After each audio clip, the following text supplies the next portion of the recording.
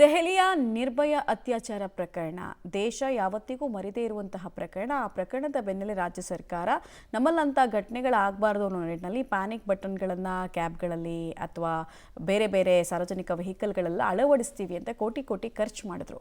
But ಅಷ್ಟು ಕೋಟಿ ಖರ್ಚಾಗಿರುವಂತಹ panic ಬಟನ್ಗಳು work ಆಗ್ತಾ ಇದೆಯಾ ಇಲ್ವಾ ಅನ್ನೋದ್ರ ಬಗ್ಗೆ ನಾವು ಒಂದು ರಿಯಾಲಿಟಿ ಚೆಕ್ ನಡೆಸಿದ್ದೀವಿ. ಬನ್ನಿ ನೋಡೋಣ. ಅತ್ಯಾಚಾರ ತಡೆಗೆ ಪ್ಯಾನಿಕ್ ಬಟನ್ ಅಳವಡಿಕೆಗೆ ಸುಪ್ರೀಂ ಸೂಚನೆ.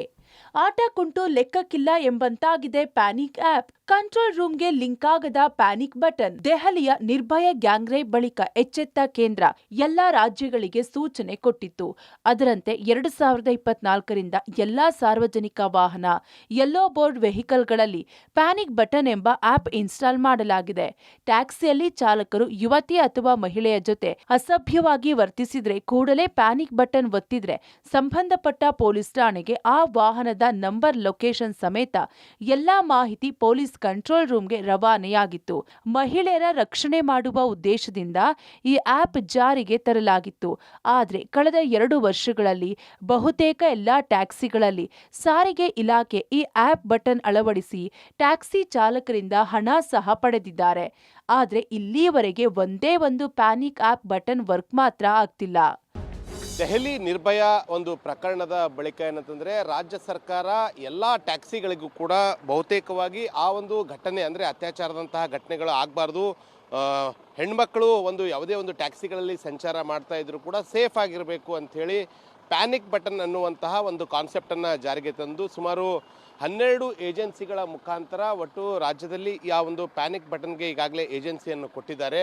ಇನ್ನು 4+1 ಅಂದರೆ ಕಾರುಗಳಿಗೆ ಸುಮಾರು 10,000ದಷ್ಟು ಹಣವನ್ನು ತೆಗೆದುಕೊಳ್ತಾ ಇದ್ದಾರೆ. ಪ್ರತಿ ವರ್ಷಕ್ಕೆ ಸುಮಾರು 1,800 ರೂಪಾಯಿಯಷ್ಟು ರೀಚಾರ್ಜ್ಗೆ ಹಣವನ್ನು ತೆಗೆದುಕೊಳ್ತಾ ಇದ್ದಾರೆ.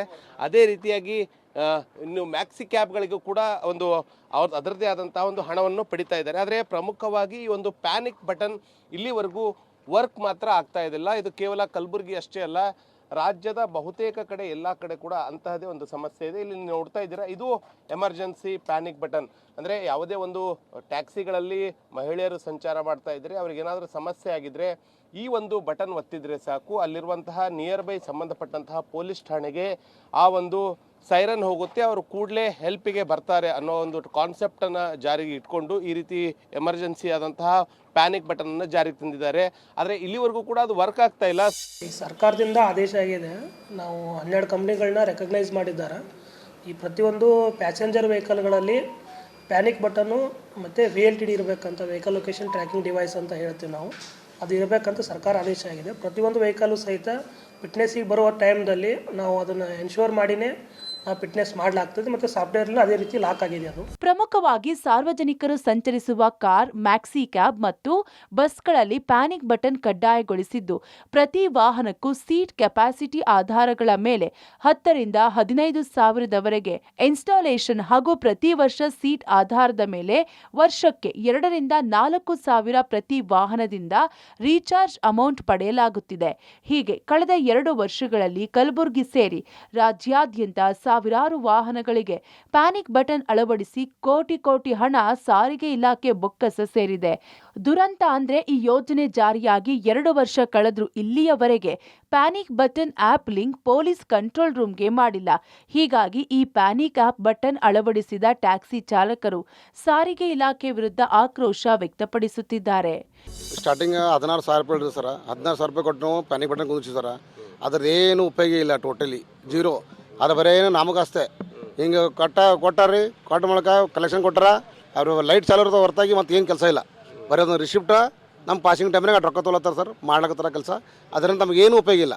ಆದರೆ ನಾಲ್ಕೂವರೆ ಸರ್ ಮತ್ತು ರೀಚಾರ್ಜ್ ಅಂತ ಇದೆ, ಅದನ್ನು ಮಾಡಿಸ್ತೀವಿ ಸರ್. ರೀಚಾರ್ಜ್ ಇದ್ರೂ ಮಾಡಿಸೋ ಆಗಲ್ಲ ಸರ್. ಅದು ಏನು ಟೋಟಲ್ 14,000 ರೂಪಾಯಿ ಕೊಟ್ಟು ಪ್ಯಾನಿಕ್ ಬಟನ್ ಕುಂಡಿಸ್ಕೊಟ್ರೆ ಅದಕ್ಕೆ ಈಗ ಮತ್ತೆ 4,500 ರೂಪಾಯಿ ಕೊಟ್ಟು ರೀಚಾರ್ಜ್ ಮಾಡಿದ್ರೆ ನಮ್ಮ ಪಾಸಿಂಗ್ ಮಾಡಕತ್ತಾರ. ಅಲ್ಲಿ 15 ದಿವಸ ಗಾಡಿ ನಿಂದ್ರಿಸಿವಿ ಸರ್. ನಾವು ರೀಚಾರ್ಜ್ ಮಾಡಿದ್ರೆ ಮಾಡ್ತೀವಿ ಅಂದ್ರೆ ಅದಕ್ಕೆ 4,500 ರೂಪಾಯಿ ತೊಗೊಳಕತ್ತಾರೆ ಸರ್. ಅದು 4,500 ಕೊಟ್ಟು ರೀಚಾರ್ಜ್ ಮಾಡಿ ನಮ್ಗೆ ಫೈದೆ ಏನದ ಸರ್? ಅದಕ್ಕೆ ರಿಸಿಪ್ಟ್ ಕೊಡೋದು, ರಿಸಿಪ್ಟ್ ಕೊಡಲ್ಲ ಸರ್. ಅದು ರೀಚಾರ್ಜ್ ಮಾಡಿದ್ರು ಕೊಡಲ್ಲ, ಅದ್ರದ್ದು ಒಂದು ಪ್ಯಾನಿಕ್ ಬಟನ್ ಕುಂಡಿಸಿದ್ದು 16,000 ರೂಪಾಯಿ ರಿಸಿಪ್ಟ್ ಕೊಡಲ್ಲ ಸರ್ ಅವ್ರನ್ನ.